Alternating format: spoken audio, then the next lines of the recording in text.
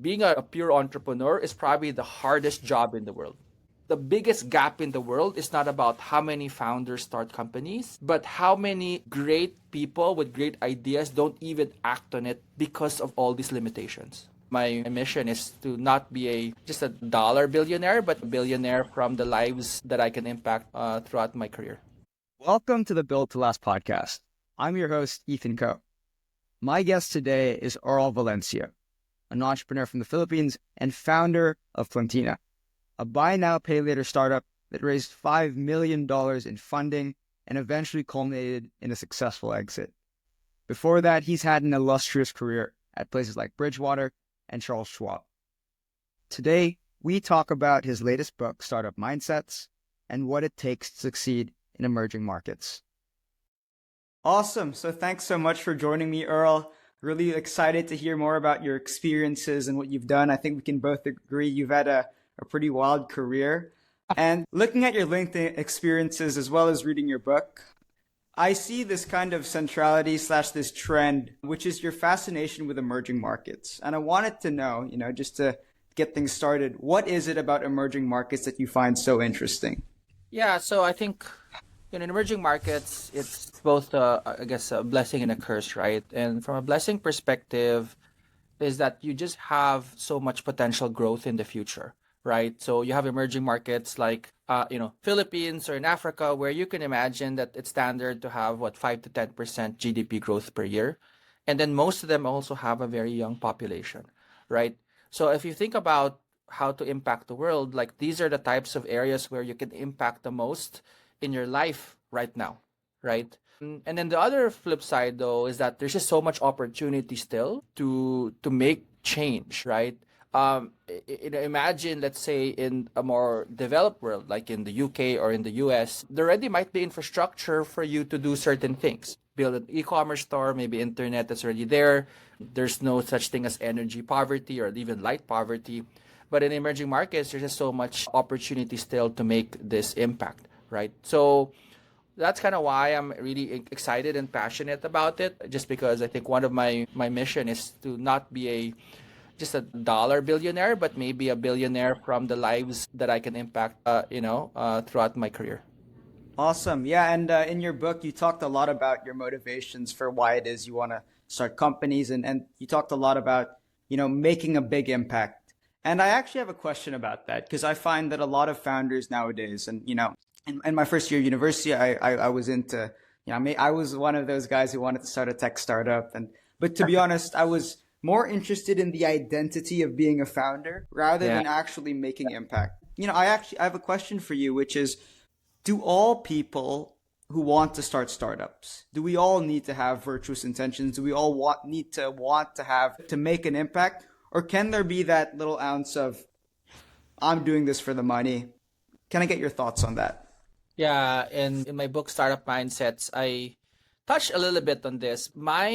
So here's interesting and real statistics, right? So, out of probably hundreds of venture-backed companies, and out of, I don't know, hundreds or thousands of proposals that get one venture investment, even for people who got venture investment, how many of them actually survive, even, let's say, 5 years, is probably also less than 10%, right? So by the time that you actually might succeed and get potentially that financial return, you might have a less than 1, if not even 0.1% success chance. So the only question in your mind should be, if I'm going to spend the next 5 years in order to do something or build something, what am I doing it for?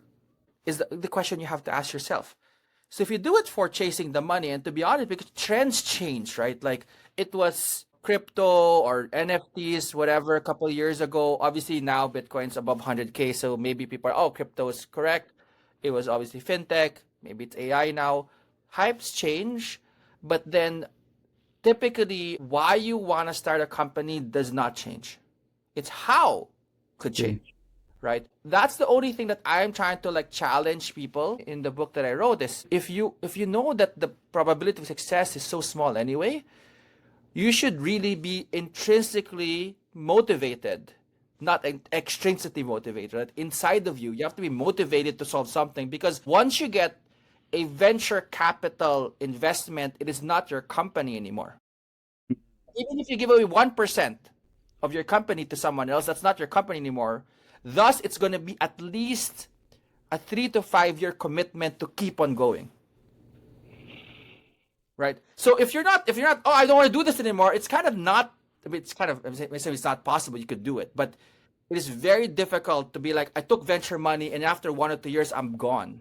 So you just have to be like motivated to keep on going, even if times are really tough.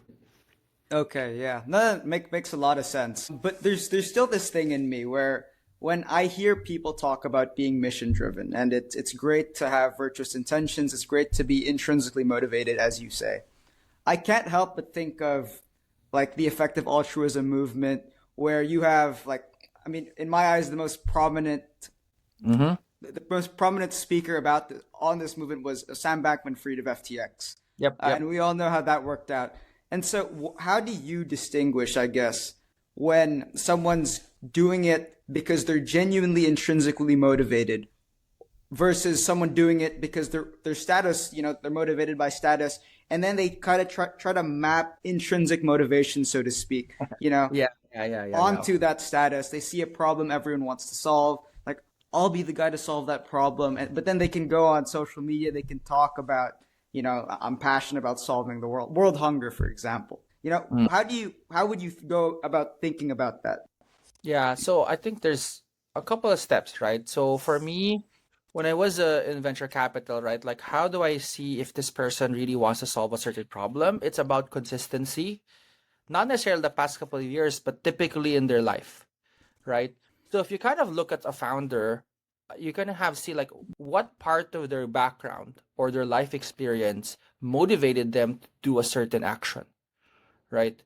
And that's the way to do it. And this type of like life events is not necessarily like a one-time thing. You can see in people's journey of why it is important to them. So that's something that I would really, really think about.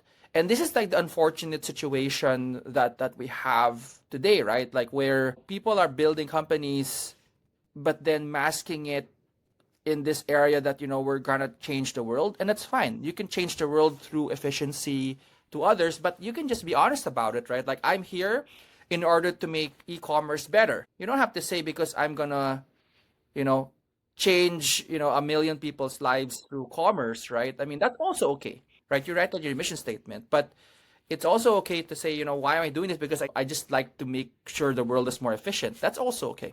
So for example, when I was in my, early 20s, I was lucky that I hosted a talk by Elon Musk, right? Oh. When I was in a company called Raytheon, and he was just starting SpaceX, right? And even like 20 years ago, he was already talking about that even when he was a teenager or when he was young, he said, I wanted to solve 3 major inefficiencies in the world. He said inefficiency in finance. That's why he created PayPal. I mean, he just sold PayPal at the time. He said inefficiency in space and an inefficiency in energy. And at the time, he's like, I'm not exactly sure what I'm going to do yet in the energy space, but that's one of the things I want to do.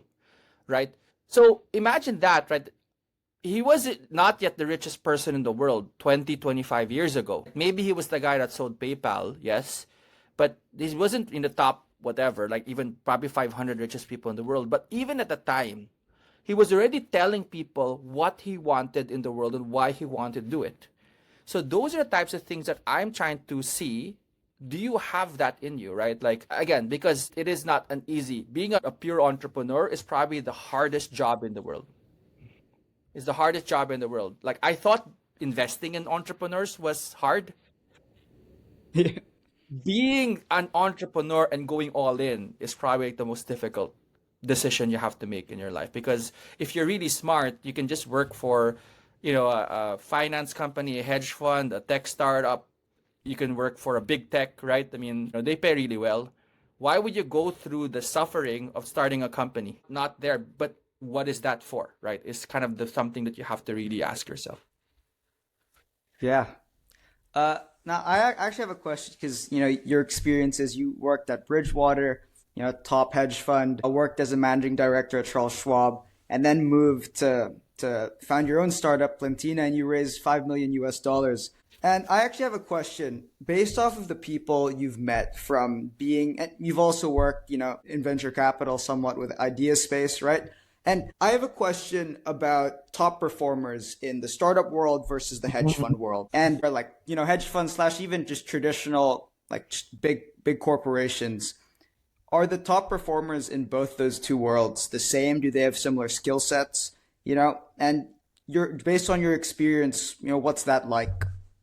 Yeah, so I think from a fundamental IQ or even fundamental just like horsepower, I think they're similar, right? Anywhere you go where you have like the best in the world of something, you'll probably attract people, right, that are certainly, motivated, really smart. Most of them are from generally good schools or good backgrounds. And you have that, right?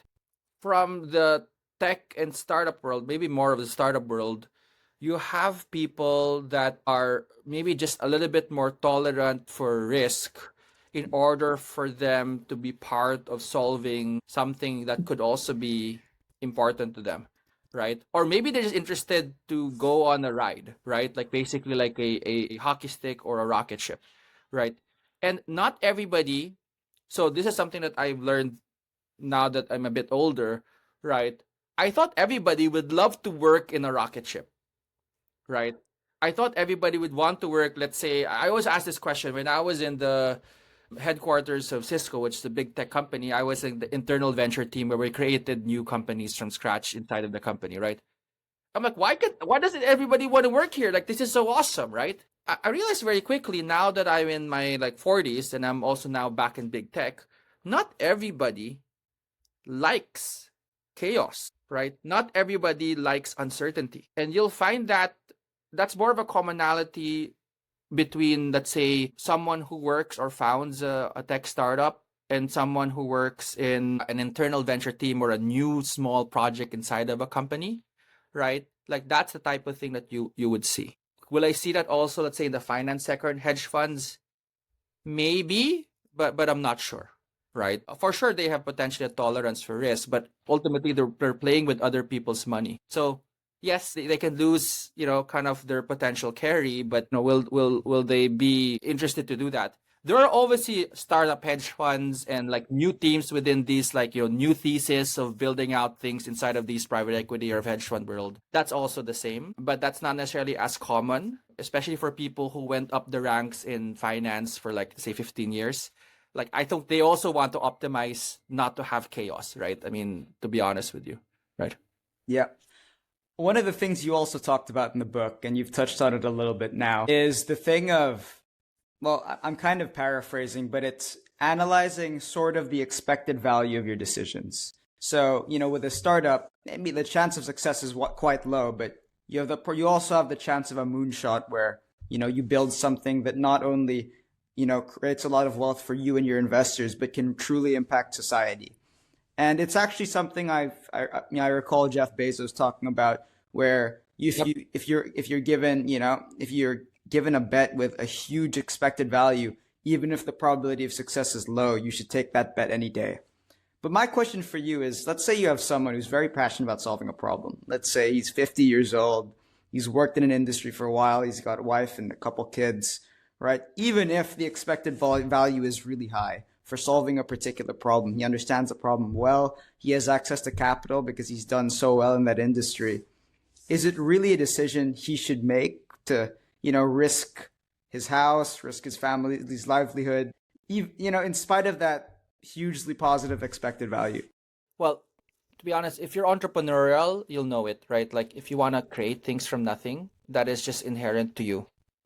But one thing that I have been reflecting over the past couple of years is, the biggest venture investor in you is typically your family and your friends, right? Because they're the ones that will be there when times are not good, right? And your VCs, they might not even be there when times are bad, right? Like when they know that you're not the best person in their portfolio, they might not even look at you, right? So once you make a decision, especially to start a company, worst case if you want to leave your job, right? Is then you have to like make an informed decision. Is this the right time for me and my family to take this risk or not? Or if you do want to do it, what is your hedge mechanism? And I come from the hedge fund world, right? So what is your hedge mechanism to make sure that their lives do not change so much? Obviously it will change, but then it won't necessarily be impacted as much as it could be, right? So I'm a big proponent, which is a bit strange, a big proponent of like, how are you financially ready and emotionally ready to start something from scratch, right? There's a lot of this. This is why I also can't somewhat mention this in the book, but I also see a lot of books of like, let's go for it. If you go to TechCrunch and all these like Silicon Valley stuff, they're gonna go for it. Don't worry, whatever, things work out anyway. Like, no, I mean, most of the time, these are people who had nothing to lose, right? In the time that maybe they started, right? Some people, oh, I came from, nothing or whatever. That's fine, right? They have nothing to lose. But if you are now in a situation where you have everything to lose, you just have to be a bit more calculated, right? So I'm somewhat a little bit on. I'm a Silicon Valley native guy, but then the more that I have grown experience, I realize is that there is a certain timing in your life where this thing makes most sense. And if not, then how do you make sure that you are ready for it and the people around you are ready for it? Because it is definitely not necessarily the most responsible thing to do. So Yeah. So when do you think that ideal, I guess, sweet spot time yeah. horizon is? So Yeah, go on. so there's for me there's three situations where it's the best time to start a company, right? I forgot who told me this, but someone told me that you should have done it. So right after undergrad or while you're in school is probably like a good way. So you imagine you have all these folks, right? Like you have, Mark Zuckerberg, Bill Gates, like all these guys started within school. Why? Because there's nothing to lose. The worst case scenario, you say it's a project, you graduate, you get an investment banking job, you're still good. Even if it's a business school, right? Let's go to Stanford or Harvard or whatnot. You start a company there, it didn't really work out, nobody would ever know. So the risk for you there is like so low. Either in relatively you're young, probably in your 20s or whatnot, either in undergrad or in business school or just general grad school, like you're relatively young that you don't have all these other obligations. The other one is then when it's kind of more late stage, right? Like when you have amassed enough backup funds, right? So I call it the FU funds, right? Basically, you have as much of that as possible so that you have probably at least 6, if not 12, if not 18 months of runway. And that's why you see a lot of people from particularly big tech or someone from finance who can take the risk. Why? Right? And again, they might argue with me and stuff, but to be honest, I probably have a better argument where their stock options alone probably are like at least 50 to 100, if not more, thousands of dollars. Right? So they can be like, the worst case situation, I'll sell some stock and I'm still going to eat. Right? So that's another period where you have amassed at least some sort of like living wages for the next 12 to 18 months that you don't have to worry. Right? It's kind of like instead of people doing mini retirements, you can like start a company. And then the last one is that when you don't necessarily have maybe late stage. So when I was looking at entrepreneurship and kind of the age, a lot of people actually are also in like their 40s, maybe 50s. Why? Because maybe their main obligations are already done. Their kids already went to college. Maybe their house is already fully paid. Whatever, right? Maybe they're already secure and their retirement funds are there. So that's probably also the case, kind of like what you mentioned a while ago, this corporate executive, hypothetically, where they're like 50, etc., and they're kind of set. Like that's another part. So I think these are three kind of main areas. So you have like the Zuckerbergs of the world, where it's like when you're undergrad, you're doing anything, there's nothing to lose. Then you have a lot of these founders in Silicon Valley, which are like X something. If you look in LinkedIn, it's like X Meta, X Microsoft, X Google, whatever. A lot of them are starting companies and they go to Y Combinator. And then you have a lot of this, Kentucky Fried Chicken Colonel Sanders type, right? Like they kind of got this wind after working for a while and then starting something new. So those are like the three personas that I think are the sweet spots of someone to start a company from scratch. Interesting. Now you mentioned Y Combinator, and this is a question I asked a lot of just venture capital guys in general, people who are very heavily invested in the tech world and understand it well. In fact, Harry Stebbings, the podcaster 20VC, he gave a talk at, and I asked this question, and it's about venture as a business in general, where the top venture funds, even let's say a fund like Sequoia Capital, in the last 10 years, they've underperformed the S&P 500. And on top of that, they're far less liquid. What is the real value proposition of a venture capital fund, and why do, pension funds invest, or, ultra high net worth individuals? Financial value rather than value to the entrepreneur, right? Yeah, yeah. So, okay, yeah. So, I mean, ultimately, it's diversification, right? Like, it's an asset class that you want some exposure to. Pension funds are particular, like, for example, by law, they cannot go above a certain percentage of going into private equity, which VC is a subcategory of private equity, or alternative assets, sorry, broadly, right? So that includes hedge funds, private equity firms, venture capital, and maybe other kind of maybe direct investments. I'm not sure, right? So you have that category. A lot of them are mandated by law to actually get that exposure, right? So they have to find like who are the best funds. There are two parts that people are looking for. One is just general alternative exposure, because you also want kind of this 1 or 0 or one versus 100 return, right? Because what if, let's say, you invested in Sequoia and it just so happened that Sequoia invested into OpenAI or something like that, and then it kind of went ballooned into like 100x. That's good, right? That's also okay, right? So it's really up to a fund manager to allocate like where can I find the best risk return profile for my entire portfolio. And to be honest, that $1 billion they put to Sequoia probably is really also just a very small percentage of their total assets anyway. So might as well get a little bit of risk in that part. So that's how I should think about like why people still invest in VC, right? Even if you say they could potentially underperform the past, especially 1 or 2 years, or I guess 4 years or so, because the public markets are just doing relatively well. But then this type of more illiquid contract, right? Sometimes it's a 7 to 10 year kind of period when you raise a fund. It is more long term. The cycles might go down and then you actually might be better. So you don't know what's going to happen long term in 10 years. So might as well also invest in like get exposure into something like a VC, right? Where there's always innovation and trends. And then there's also an altruistic, sometimes value-based judgment of why you pick a fund or not, right? Sometimes they have a thesis that makes sense to you, a thesis where you're just not exposed to, right? There are a lot of funds that say that they're geographically focused, Southeast Asia or Africa. People just want to get exposure there.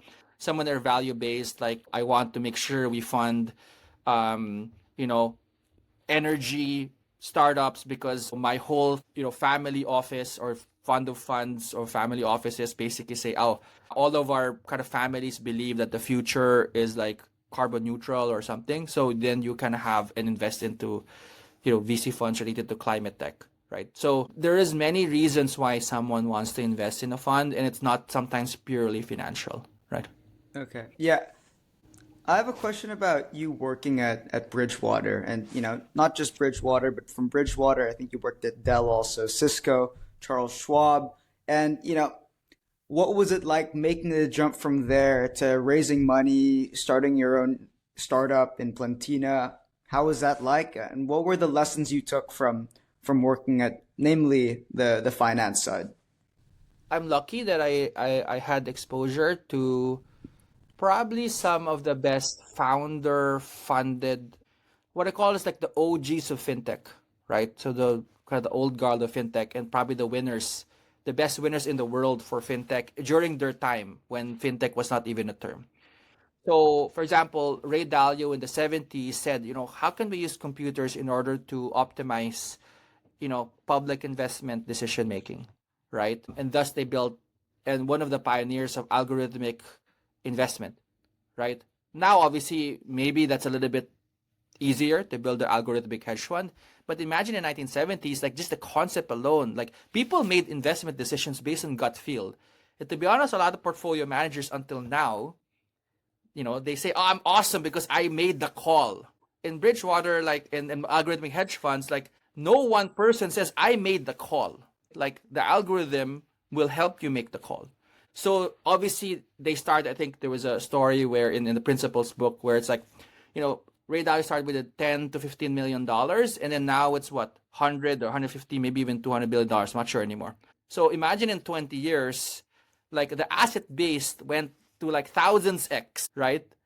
Because they could scale through an algorithmic technology. Charles Schwab did the other way, which is like, wow, there's just so much inefficiency. And again, people doing trading, and to be honest, percentage based trading, right? Like I'm going to call a trader physically and say, hey, I want to buy, let's say, a bunch of Microsoft stock. They'll say, okay, I'll charge you a certain percentage so you can make the transaction. Like, and then it's like, why can't we just have it done through a computer for trading and then ultimately make the fees go lower and lower and lower? Now it's almost free to trade. So that's something that impacted me personally, because I said, like, why isn't these efficiencies even available to most of the world? So if you go to places in emerging markets, right, like it just doesn't exist, right? Like, how much people in emerging markets invest in the public markets? It's very small, right? They have to go through mutual funds or insurance companies in order to access the market. So it's just an efficient way to do it, where most of the developed world, basically, they have these. And then obviously for hedge funds and all these things, right? Like, they can scale through many pension funds, but just even think about the algorithmic hedge fund that is based in other parts of the emerging markets, like doesn't even exist. So for me, that's the lesson that I've gotten, where people think of them as like finance companies. But then when I looked and pierced underneath, really the initial thesis was all about technology. That's something that I took away from working there. But it was definitely exciting to see, because they're also, until now, the founders are somewhat involved, at least the time that I was there. All these funds, all these brokerages have really built, I would say in the US, an ecosystem that even allows the venture capital industry and the startup industry to thrive. And Exactly. Exactly. I have a question about, how you see the game plan for a startup in, let's say, an emerging market, let's say the Philippines, where there's not the same, like, for example, the volume in the Philippines of the public markets is much lower than in the US.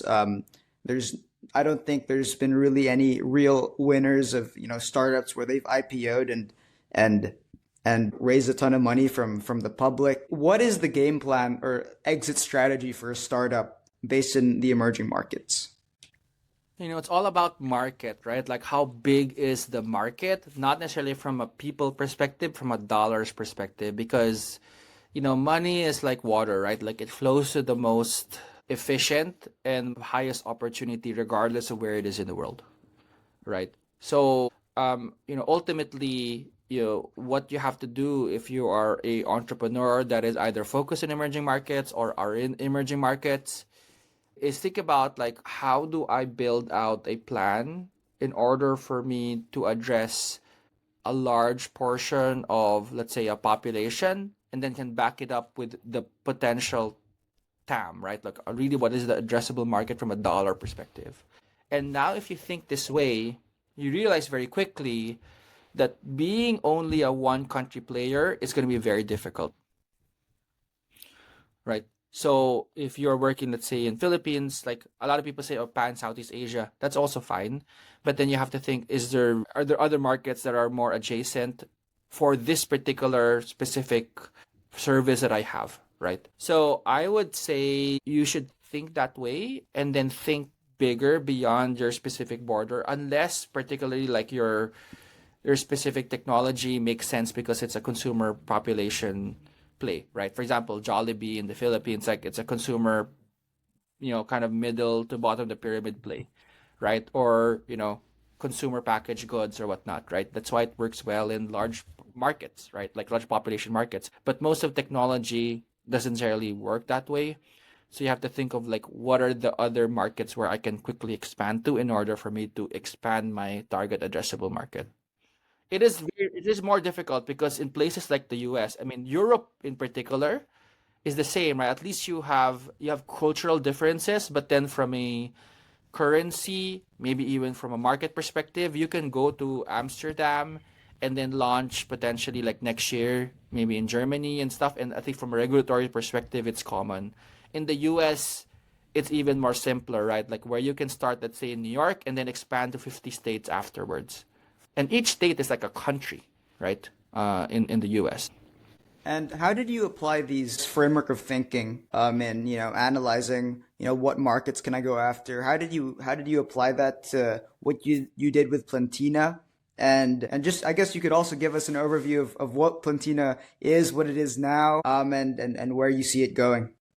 So for full disclosure, we basically sold the operating business of Plentina early this year. So that's great. Congrats, congrats. Exit, right?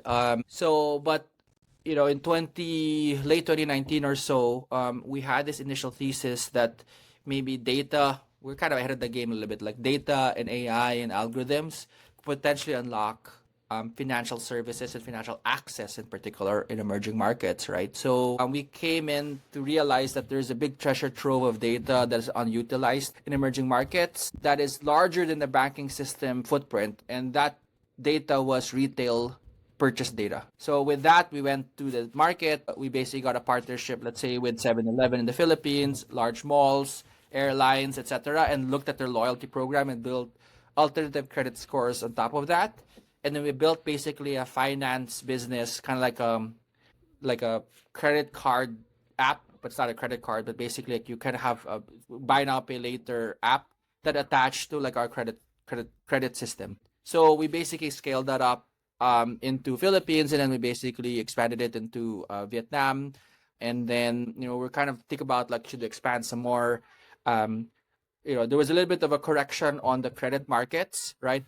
So that's kind of what I was doing, right? So and then basically we did that, and that was kind of a great way. But really, the initial thesis is that how can we use data and algorithms in order for us to really unlock this next what it calls the emerging middle class, or the next middle class of the world.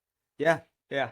And like I saw recently, I think I heard you talk about this on I think it was a fireside chat presentation or a podcast, but you talked about how, recently you've been appointed by the president of the Philippines to serve the government as, I think it's like a tech policymaker. I'm not exactly sure what it was exactly what you did, but please explain that. Yeah. So basically, I was appointed by the president of the Philippines to sit on the National Innovation Council, and it was a council was formed. Actually, I'm one of the first, the first batch of people that's in the council, and I represent the business sector, in particular venture capital, startups, large businesses, right? To sit in this council, and it's the president, the cabinet, and then basically 7 of us that represent different parts of the sector, right? So business, there's nonprofit, academe, social enterprise, etc.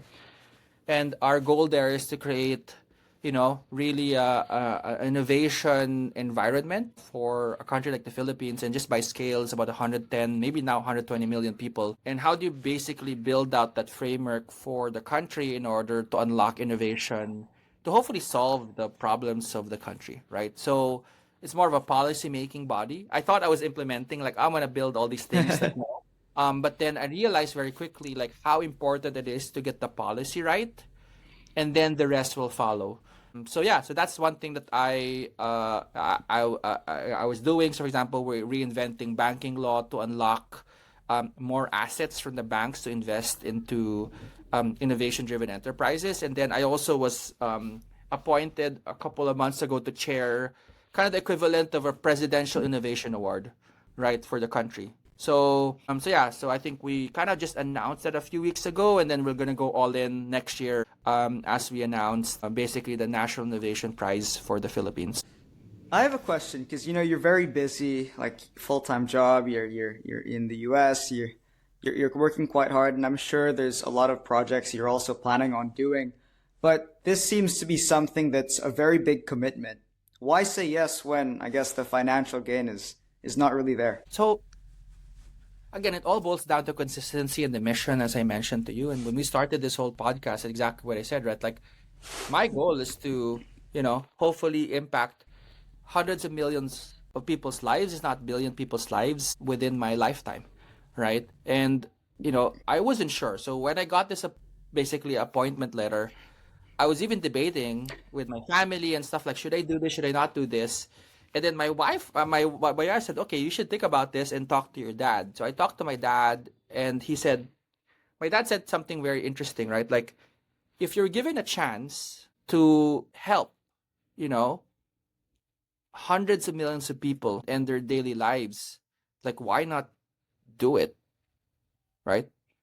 There's very few times in your life where you get a chance to do this. And I said, yeah, that makes sense, right? So regardless of financial gain, so why are we living, right? Like, it's a question, at least for me. Like, why are we living? Like, why are we like, what's the point in amassing wealth and stuff? Obviously, you want to take care of your family, but then after that, like, what's the point, right? Like, the point is to hopefully leave the earth better than when you were there, right? So that's the only thing I was thinking about. So I just said, like, this is the way to do it. And the other question that maybe also applies to being a founder of, like, if not, if you think that you're one of the most qualified people to do it and you say no, who else will do it, right? That can make the better, most impact versus you. And not to sound egotistical, but then just a practical way to think about it is at a high level, right? Like, if you think that you're one of the most qualified people to help solve a problem, why not help solve the problem? You can say someone else can do it, but if you think that you can really help, then why not take advantage? What would you say to someone young who wants to make an impact in the world?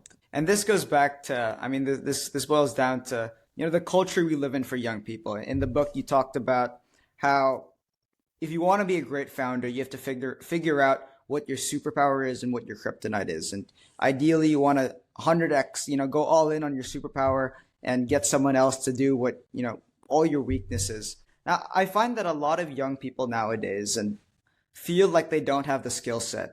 Honestly, some people don't even have hobbies. They just doom scroll on TikTok, on Instagram all day. They feel like, what's my skill set? All I've done is go partying with my friends. All I've done is doom scroll all day. If you're a young person and you've realized, I want to make an impact, I want to solve the world's most challenging, most difficult problems, what advice would you give that person? So it all starts with two things, right? So one is introspection, one is learning, right? The curiosity, right? Maybe it's a better term. Introspection just means that, yeah, you're doom scrolling. That's fine.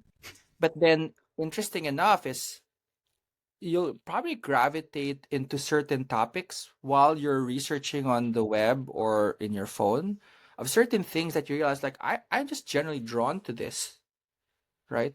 So yes, right, you can talk about, like, kind of whatever memes and all these things, which is funny. But then while you're doing that, you have to also think, okay, is there other things I can look at here that makes sense to me? And is there a pattern that I see of just general either content or areas that gets me more curious, right? And just look at it from that side. And the other one is this notion of, like, learning and curiosity is, like, once you get a little bit of that hint of, like, yeah, I want to make an impact on the world, and I realize, like, there are certain areas that I think makes me what I want to explore, then why don't you try to explore doing that? And exploration comes from a couple of things, right? Like, either it's content exploration, so there's so much content in the world to just talk about stuff. Like, everybody and most of all the experts in the world are giving away content for free, right? Like, if you want to talk about entrepreneurship, you have all these billionaires talk about entrepreneurship. If you want to talk about, like, climate change, you have all these expert climate change just giving out content for free. So might as well feed that curiosity. And then the other one is to also feed and either be part of certain networks of people, right? If not being in the epicenter of these places in the world, right? So if I wanted to think about, I don't know, I wanted to solve financial access, go in meetups in these places for people passionate about it, even if you're curious. And the reason is that you want to be around people and see if that level of passion and curiosity is something that you also have. and you don't know it unless you're with other people talking about the same topics.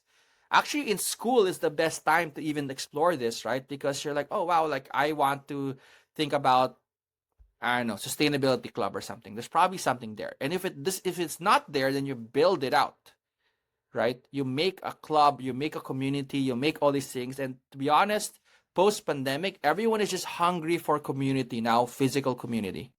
So that's what I would do in a practical sense in order for you to understand what it means and how to spend time that is actually potentially interesting but also fun at the same time. It's just really difficult now because once you start to like, if you're just in your own self and you're in your echo chamber, then it's hard for you to look further away. So you just have to be either around people or around content, around areas which kind of makes you challenge you from within and also from outside. I'm going to ask you a question that's, very Peter Thiel-esque, the classic contrarian question. What is something you believe to be true that most people will disagree with you on? It is a bit controversial, but I will say it now. I think being able to start a company is a privilege more than anything else. Privilege just means that not everybody can do it. I thought before that anybody can do it, right? Which is the Silicon Valley mindset, right? Which is so sad, right? I thought that anybody could do it. We could unlock this potential. But then not everybody can. Financially, emotionally, practically, etc. So there's two challenges that I am thinking about now. It's like, how do I make sure that we democratize this a little bit more by giving people and supporting them from some of these aspects that is not as normal, right? So financially, emotionally, etc. Like we need to be sure we get that there. That's why I also a little bit wrote that book, right? Because the biggest gap in the world is not about how many founders start companies, but how many great people with great ideas don't even act on it because of all these limitations, right? I can't do it practically because I have, I have a wife and kids, or I have a husband and kids. I can't do it because I'm just not mentally ready to do it and to go to basically war with the market. I might not have, the support system around me in order to create it. Like that's just things that nobody even talks about. To be honest, it may be most literature of Silicon Valley in history, right? Is this like, what is that impeding motion? Because everybody can do it. Like I realized very quickly, being practical and doing this thing in emerging markets and even in Silicon Valley, like not everybody can do it at a particular time, anytime. So if someone says, yes, you know what, go for it, that's also pretty blind, right? They don't know the exact situation of a founder. Even if it's like the number one person in the world, let's say that is the number one AI mind in the world, you have to address some of these aspects first before encouraging them to start a business or a company, because sometimes people are just not ready to do it. And I guess, how does that whole frame of thinking, how does that, I guess even in general, the way you orient your mind towards things, you talked in the book about how in 10 to 15 years, if I remember correctly, you see yourself wanting to run a top corporation. I guess on top of,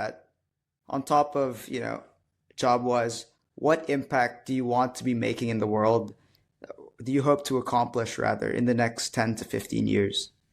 Yeah, and I'm pretty focused a little bit now, right? So for me, it's all about democratization of innovation and entrepreneurship in especially the emerging markets, starting with the Philippines, right? Like that is like the singular focus that I have now, right? I think you know, there is a economic inequality already, and then there's even tech access inequality and entrepreneurship starting inequality in the world. So it's even more pronounced in emerging markets, where if you look at a lot of entrepreneurs, they're either from relatively rich backgrounds or people that are foreign taking advantage of the market. That's just reality. And that's fine, right? That's where we are now, but maybe in the future we could change that. So that's where I want to potentially see the impact. And that's kind of why, I definitely am still in learning mode, understanding new trends like, AI and cloud and stuff now. And hopefully in the future, we'll bring that to more emerging markets in the future, in a more direct way, right? Awesome. Thanks so much. I think that's the perfect place to wrap it up. You've been an amazing guest. You've shared so many insights, not only about the Silicon Valley and the hedge fund industry, but also about life and what your purpose should be when starting a business. So thank you so much, Earl, and all the best. Of course, anytime. Thanks, Ethan. Appreciate it.